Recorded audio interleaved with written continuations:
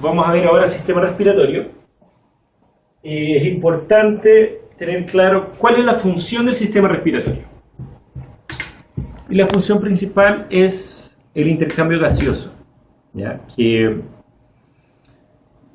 podamos eliminar dióxido de carbono y inspirar oxígeno. Hay más funciones en el sistema respiratorio, pero esa es la principal.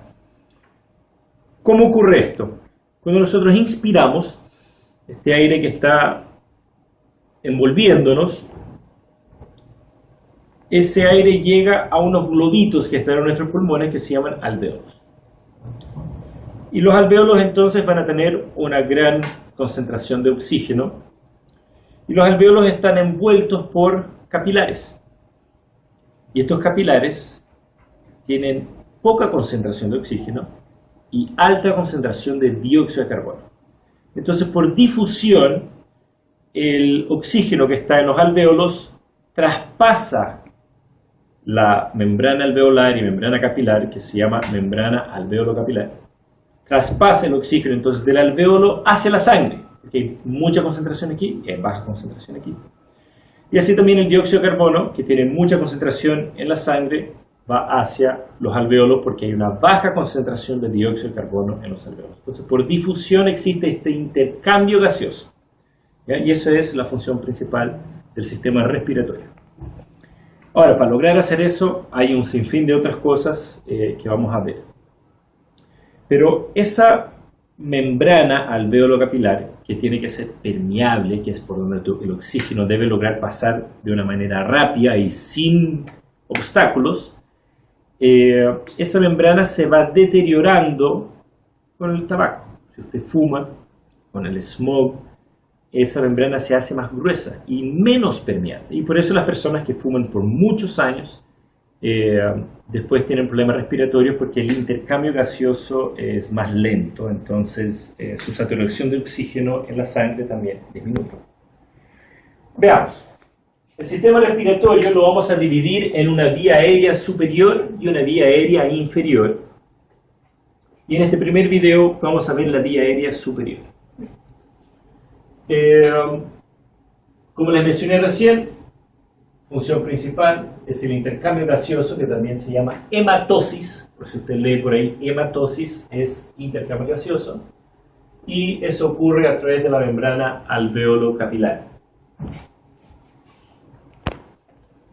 La vía aérea superior está compuesta por distintas porciones: la cavidad nasal, la boca, la faringe, que se subdivide en 3 porciones, y la laringe. Vamos a ver cada uno de estos por separado. Veamos primero la cavidad nasal. Función de la cavidad nasal. Como vemos aquí, calentar el aire inspirado. Nosotros cuando venimos ahora en invierno, en la mañana, que hace frío, te llega en el bus de la universidad, hace 6 grados afuera y usted tiene muerto de frío y toma aire. Si ese aire con 6 grados centígrados llega a los pulmones, no es bueno.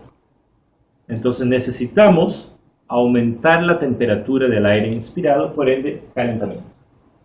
Humidificación del aire inspirado. El aire en Santiago es seco, muy distinto al aire en el trópico, de donde vengo yo. Aquí, bueno, este invierno igual ha sido lluvioso, entonces la humedad está mayor, pero normalmente la humedad aquí es muy baja, entonces el aire es muy seco.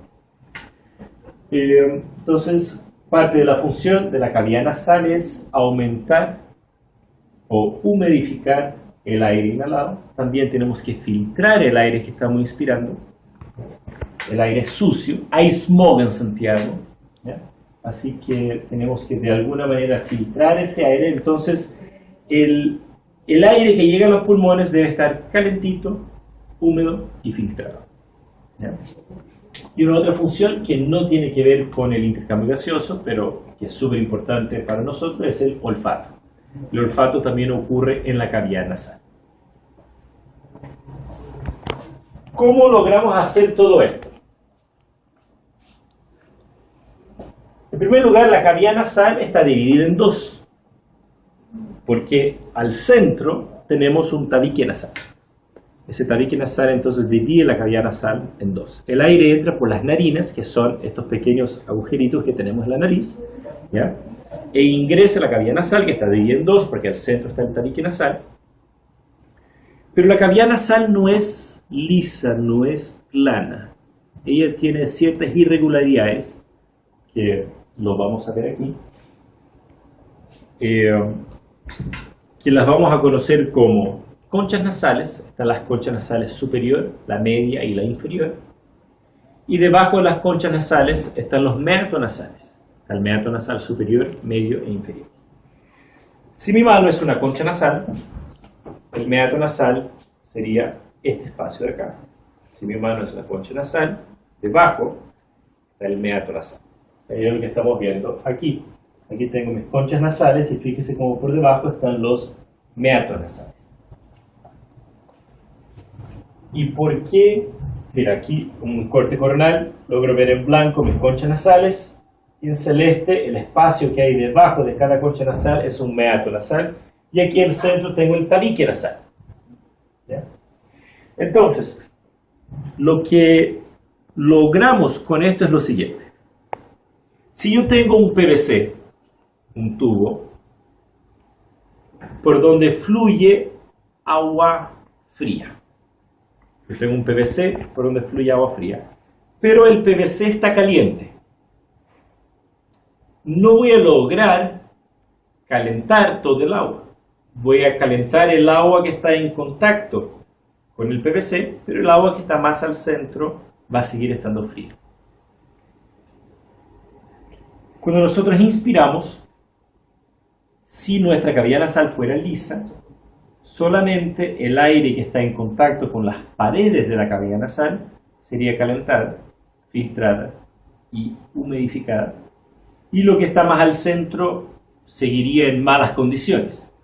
Así que los meatos nasales y las conchas nasales y el tabique nasal lo que logran hacer es que el aire inspirado, que entra de una manera muy ordenada, el aire laminar, empieza a chocar y rebotar con todas estas paredes y se transforma en un aire turbulento.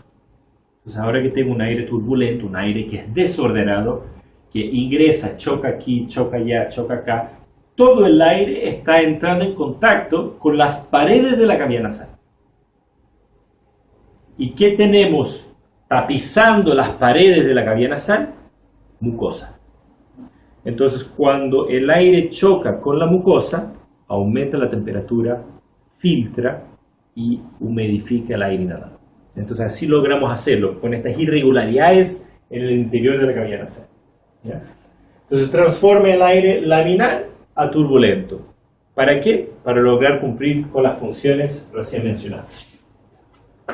Ahora la cavidad nasal, si yo saco la mucosa, veamos cómo está conformada, cuáles son los huesos que conforman la cavidad nasal.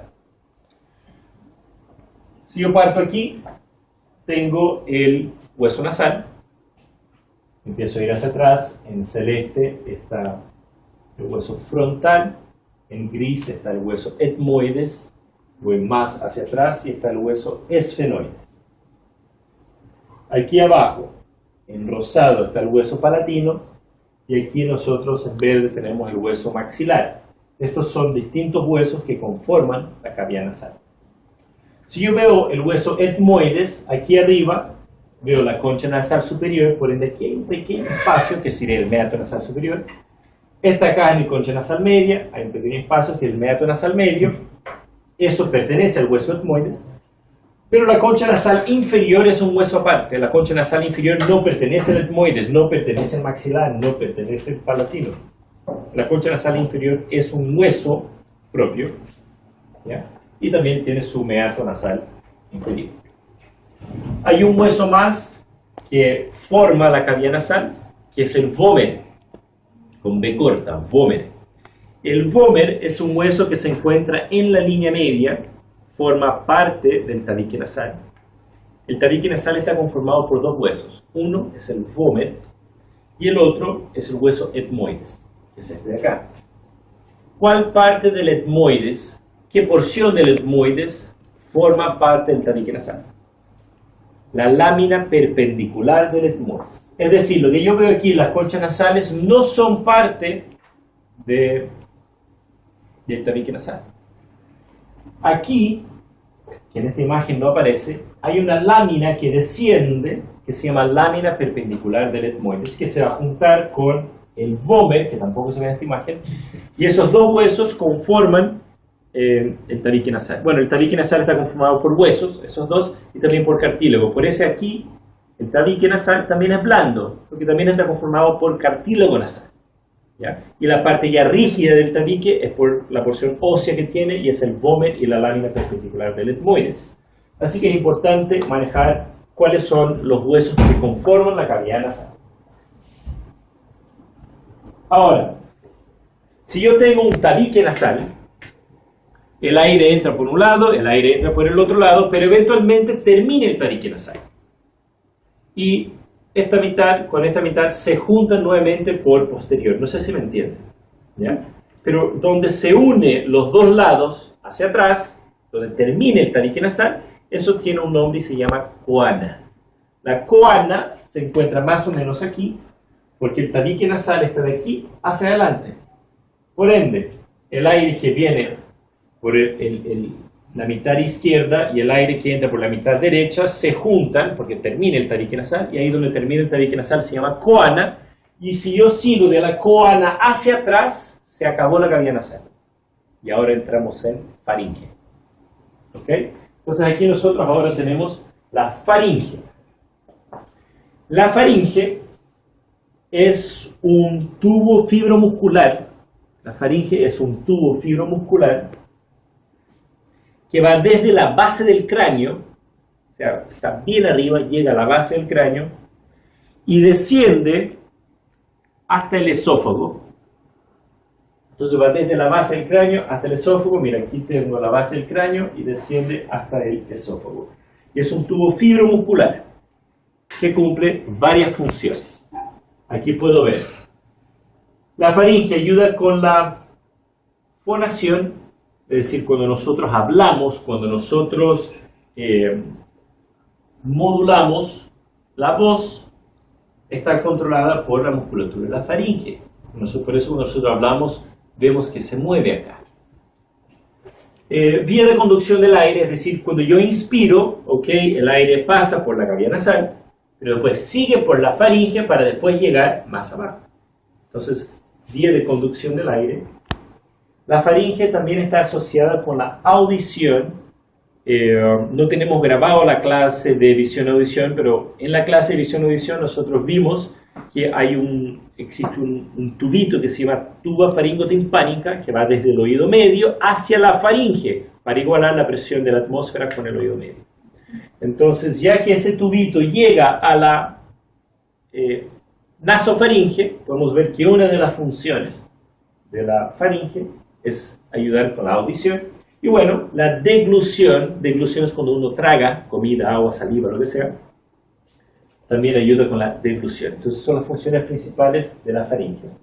Y la faringe está dividida en tres porciones. La nasofaringe, que es lo que se encuentra detrás de la cavidad nasal, la orofaringe, que es lo que se encuentra detrás de la cavidad bucal, y la laringofaringe, que es lo que se encuentra detrás de la laringe.